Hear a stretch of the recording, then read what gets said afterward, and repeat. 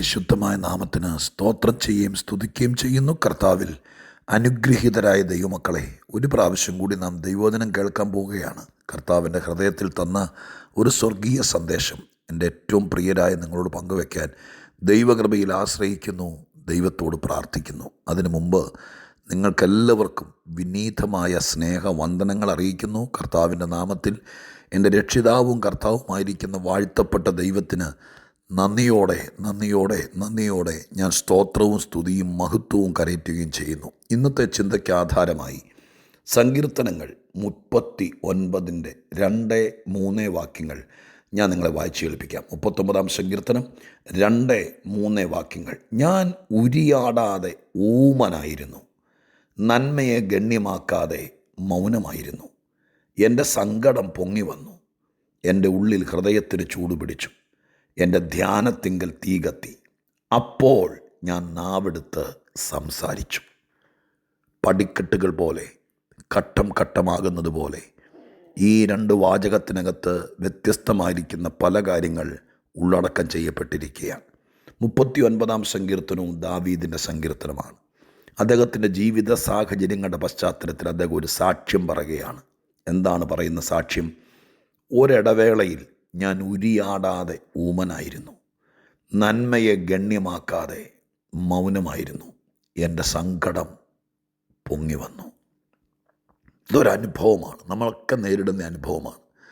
സങ്കടങ്ങൾ നമ്മളെക്കാൾ പൊക്കത്തിൽ പൊങ്ങി വരുമ്പോൾ, സങ്കടങ്ങൾ നമ്മുടെ ജീവിതത്തിൽ തലയ്ക്ക് മീതെ പൊങ്ങി വരുമ്പോൾ, ആ സമയത്ത് പലപ്പോഴും സംഭവിക്കാറുള്ളത് നമ്മൾ ഉരിയാടാതെ ഊമനെ പോലെയാകും, മിണ്ടാതെയാകും, മൗനമാകും. നമുക്ക് സംസാരശേഷി നഷ്ടപ്പെടുന്നത് പോലെ, സംസാരിച്ചിട്ടും കഥയില്ലെന്ന് തോന്നുന്നത് പോലെയൊക്കെ നമ്മുടെ ജീവിതത്തിൽ സംഭവിച്ചേക്കാം. മാത്രമല്ല, നന്മയെ ഗണ്യമാക്കാതെ മൗനമായിരുന്നു എന്ന് പറഞ്ഞതിൻ്റെ അർത്ഥം എന്താ?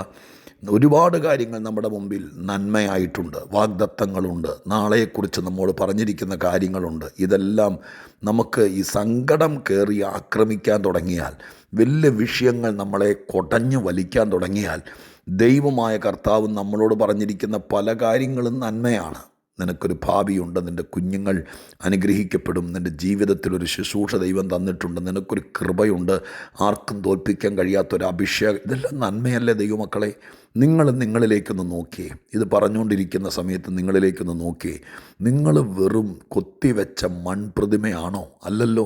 വെറും മരപ്പാവകളെപ്പോലെ ജീവിക്കുന്നവരാണോ? അല്ലല്ലോ. നമ്മൾ വീണ്ടെടുക്കപ്പെട്ടവരല്ലേ? എന്നെ കേൾക്കുന്നതിൽ ഞാൻ വിശ്വസിക്കുന്നു 90% ആളുകൾ കുഞ്ഞാടിൻ്റെ ചോരയാൽ വീണ്ടെടുക്കപ്പെട്ടവർ, രക്ഷയെക്കുറിച്ച് ബോധ്യമുള്ളവർ, ഏക സത്യ ദൈവത്തിൽ വിശ്വസിക്കുന്നവർ, കണ്ണി കാണുന്ന എല്ലാം ദൈവമാണെന്ന് ഓർത്ത് നടക്കുന്നവർ ഈ വചന കേൾവി ചുരുക്കം പേരുണ്ടായിരിക്കാം. എങ്കിലും ഞാൻ ആശ്വസിക്കുന്നു, ഒരുപാട് പേരും, ഭൂരിപക്ഷം ആളുകളും കർത്താവിനെ വിശ്വസിച്ച് ഏകസത്യ ദൈവത്തിൻ്റെ ഭക്തരാണെന്ന് വിശ്വസിക്കുകയാണ്.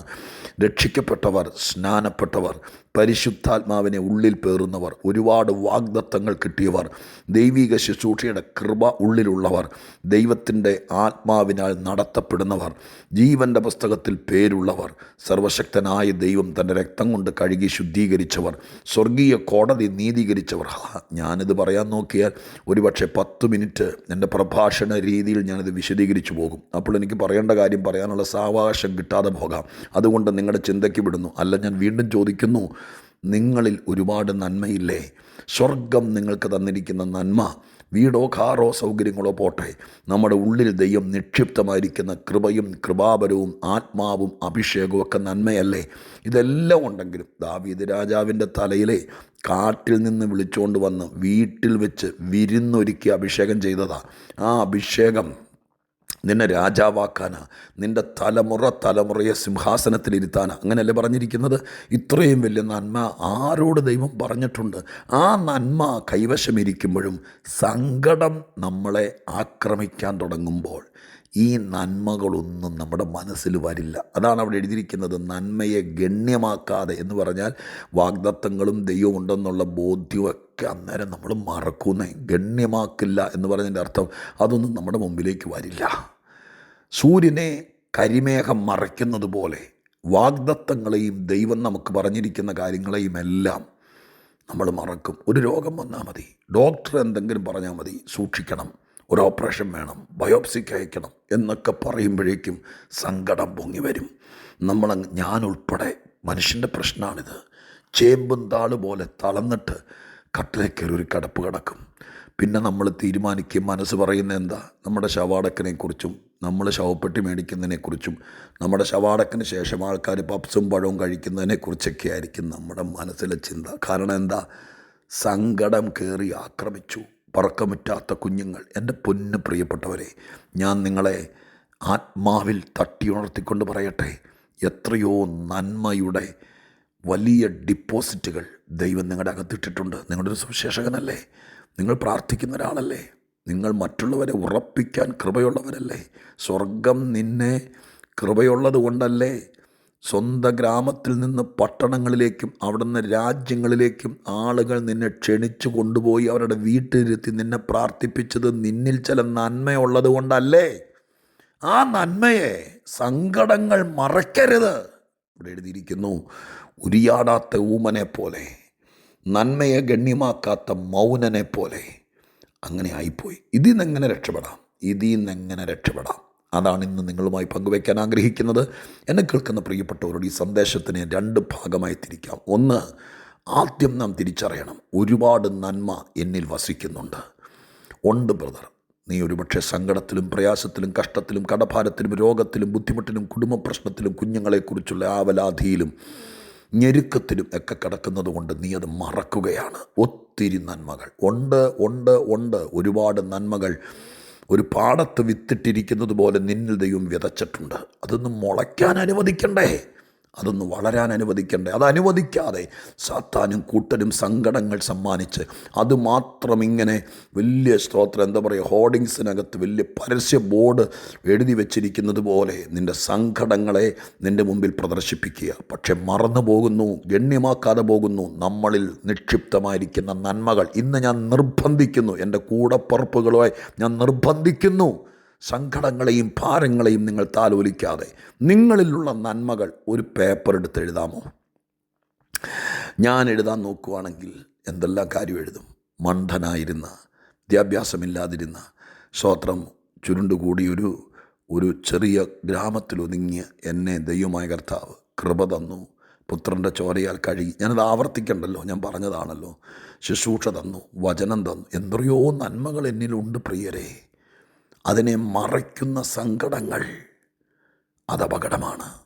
അതിൽ നിന്ന് എങ്ങനെ രക്ഷപ്പെടാം?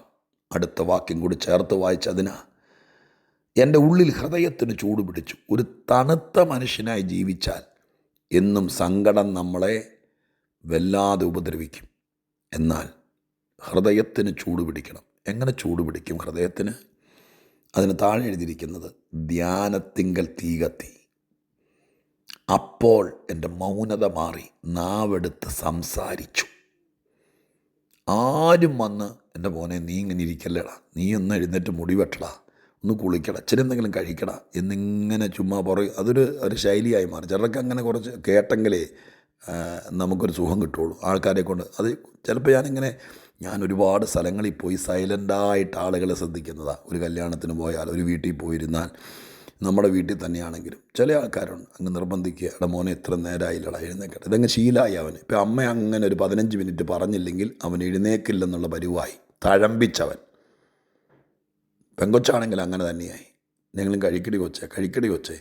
ഇതിങ്ങനെ 25 മിനിറ്റ് പറഞ്ഞെങ്കിലേ അവളൊരു പാലപ്പം കഴിക്കുകയുള്ളൂ. അങ്ങനെ പഠിപ്പിച്ചു വെച്ചു. എന്താ ചെയ്യാനാ? വേണമെങ്കിൽ കഴിക്കാൻ പറയണം, ജീവനോടെ ഇരിക്കണമെങ്കിൽ. അത്രയേ ഉള്ളൂ. ഇതിങ്ങനെ ശീലിപ്പിക്കുക നമ്മൾ. എന്നെ കേൾക്കുന്ന പ്രിയപ്പെട്ടവരെ, ആരോ ദാവീദിൻ്റെ അടുക്ക വന്നിങ്ങനെ, എൻ്റെ പൊന്നുമോനെ, എൻ്റെ രാജാവല്ലടാ, എന്നേക്കടാ, ദൈവത്തെ ആരാധിച്ച നീ സങ്കീർത്തനം എന്തോരം എഴുതുകടാ എന്നും പറഞ്ഞ് ആരും തട്ടി ഉണർത്തിയതല്ല. തന്നെത്താൻ ചൂട് പിടിപ്പിച്ചു. യേശുവിൻ്റെ നാമത്തിൽ ഞാൻ നിങ്ങളോട് പറയാം, നിങ്ങളെ ഒന്ന് ചൂട് പിടിപ്പിച്ചേ. നിങ്ങൾ എങ്ങനെ അത് പറ്റും? ധ്യാനിച്ചു എന്ന് എഴുതിയിരിക്കുക. ധ്യാനത്തിങ്കലാണ് തീ കത്തിയത്. തീയാണ് ചൂട് പിടിപ്പിക്കുന്നത്.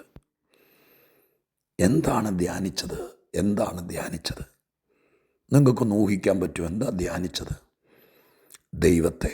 ഒരു ഭക്തൻ്റെ ധ്യാന വിഷയം എന്താ? കിടക്കയിൽ ഞാൻ നിന്നെ ധ്യാനിച്ചു എന്ന് എഴുതിയിരിക്കുന്നത്. എന്താണ് ധ്യാനിക്കുന്നത്? നമ്മുടെ ദൈവത്തെ, ദൈവപ്രവൃത്തിയെ. ഇന്നലകളിൽ നടത്തിയവനെ, പിതാക്കന്മാരെ നടത്തിയവനെ, ഈ ദൈവത്തെ ധ്യാനിക്കുമ്പോൾ ദൈവത്തിൻ്റെ സന്നിധാനത്തിൽ നമുക്ക് ഭയങ്കര ചൂടുപിടുത്തം ഉണ്ടാകും. തണുത്തും മരവിച്ച് സങ്കടം കയറി കമ്പിളി പുതപ്പിച്ചതുപോലെ, കരിമ്പടം പുതപ്പിച്ചതുപോലെ പുതപ്പിച്ചിട്ടിരിക്കുന്ന നീയ് ദൈവത്തെ ഒന്ന് ധ്യാനിച്ചേ, വചനം ഒന്ന് ധ്യാനിച്ചേ, ദൈവിക സാക്ഷ്യങ്ങളെ ധ്യാനിച്ചേ. അങ്ങനെ ധ്യാനിക്കുമ്പോൾ തീപിടുത്തമുണ്ടാകും. ആ തീപിടുത്തം നിന്നെ ചൂട് പിടിപ്പിക്കും. ആ ചൂട് സങ്കടത്തിൻ്റെ മഞ്ഞുമലകളെ ഉരുക്കിക്കളയും, നിൻ്റെ മൗനതയെ കീറി മാറ്റും. ഇതൊരു പ്രോസസ്സാണ്. ദാവീദ് രാജാവ് പറയുന്നു, ഞാൻ എൻ്റെ സങ്കടത്തിൽ മൗനമായി പോയി, ഉരിയാടാത്ത ഊമനായിപ്പോയി. ആ സമയത്ത് എൻ്റെ നന്മകളെക്കുറിച്ച് പോലും ഓർക്കാൻ കഴിയാത്തൊരവസ്ഥ എനിക്കുണ്ടായി. അതിൽ നിന്ന് ഞാൻ രക്ഷപ്പെട്ടത് 3 ദിവസം വീട്ടിൽ ഉപവാസം വെച്ചപ്പോഴോ, ഏതോ മനുഷ്യൻ്റെ കൈ എൻ്റെ തലയിൽ വെച്ച് പ്രാർത്ഥിച്ചപ്പോഴല്ല, ഞാൻ തന്നെ ധ്യാനിക്കാൻ തുടങ്ങി. എന്നെ തന്നെ ചൂട് പിടിപ്പിച്ചു. ആ ചൂടുപിടുത്തം എൻ്റെ മൗനതയെ കീറി മാറ്റി. സ്വർഗം എൻ്റെ സങ്കടങ്ങളെ ഉരുക്കിക്കളഞ്ഞു. ഞാൻ വാചാലനായി സംസാരിക്കാൻ തുടങ്ങി, വീണ്ടും പാടാൻ തുടങ്ങി, പുകഴ്ത്താൻ തുടങ്ങി.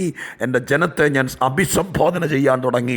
മൗനതയെ ഇല്ലാതാക്കി വാചാലമാക്കുന്നൊരു മാർഗമാണ് ക്രിസ്തീയ മാർഗം, ആത്മീക മാർഗം. അതുകൊണ്ട് ആത്മാവിൽ പറഞ്ഞ് ഞാൻ പ്രാർത്ഥിക്കാം, നിങ്ങളെ ചൂടുപിടിപ്പിക്ക്, നന്മകളെക്കുറിച്ച് ധ്യാനിക്ക്, ദൈവത്തെ ഓർക്ക്.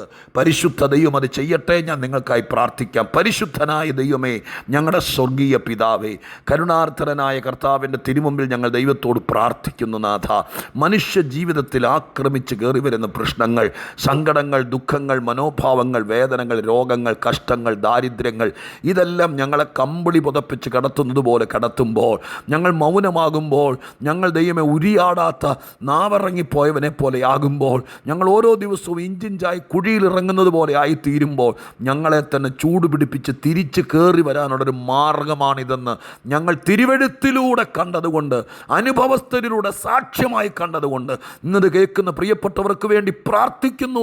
അവർക്കിത് പ്രാക്ടീസ് ചെയ്യാൻ പറ്റണമേ. ദൈവം കൂടെ ഇരിക്കണമേ. പരിശുദ്ധാത്മാവ് ചിലരെ ചൂട് പിടിപ്പിക്കണമേ. അങ്ങനെ അവർ എഴുന്നേറ്റ് പോരട്ടെ, സങ്കടങ്ങൾ ഉരുകി മാറട്ടെ. പ്രാർത്ഥന കേട്ടതിന് നന്ദി. യേശുവിൻ നാമത്തിൽ തന്നെ. ആമേൻ.